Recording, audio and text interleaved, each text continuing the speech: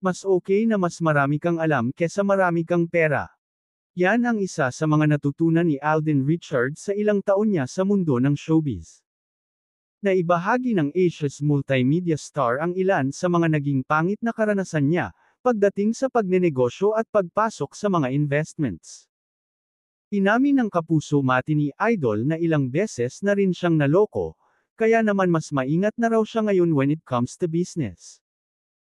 Kwento ni Alden sa panayam ni OG Diaz na napapanood sa kanyang YouTube channel, may mga taong nagsamantala sa kanya nang mag-invest sa isang negosyo noong 2016. Nasa stage ako ng buhay ko na I seize every opportunity, kasi sayang kung hindi naman, kung pinalalagpas lang natin, simulang kwento ng aktor. Parang gusto ko lang matuto doon sa pagkakamali ko noon. Well, especially sa negosyo. Minsan, may mga tao na sasamantalahin ka, dahil meron kang i-invest, pero wala kang alam. And this came from true-to-life experience na I don't want to go into details, aniya pa. Tanong pa sa kanya ni Papa O, may mga losses ka rin ba? Yung naloko po ako. Parang, hindi naman po siya parang scam, pero parang ganon. Yun kasi ang problema.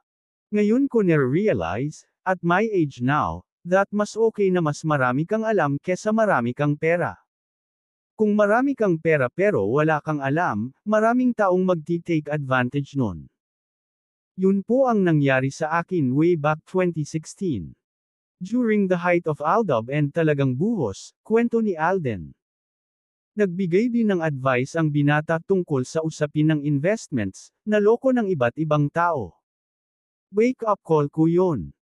Ngayon na natutunan ko tong mga bagay na to, parang sabi ko sa sarili ko, paano ako napasok dito?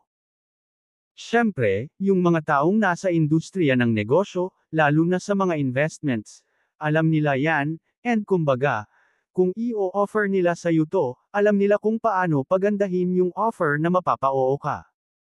Sa mga nanunood po, piece of advice, if it's too good to be true, it's not good. Aniya pa, parang awa nyo na po, iligtas nyo na yung sarili sa ganyan. Samantala, mukhang sinuswerte nga sa takilya ang pelikula nina Alden at Julia Montes na, 5 Breakups and a Romance, dahil balitang marami ang sumusugod sa sinehan ngayon, para mapanood ang pinag-uusap ang pelikula.